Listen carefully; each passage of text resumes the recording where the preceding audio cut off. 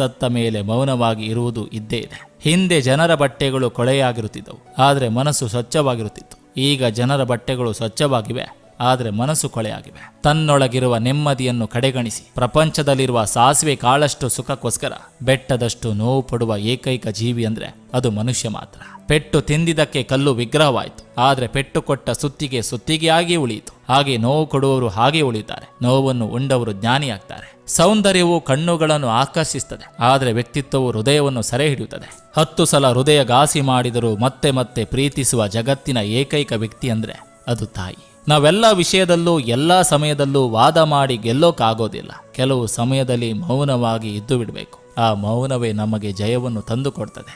ಸಂಪಾದನೆ ಎಂದರೆ ಹಣ ಮಾತ್ರ ಅಲ್ಲ, ಅನುಭವ, ಸಂಬಂಧ, ಗೌರವ, ಪ್ರೀತಿ ಇವು ಕೂಡ.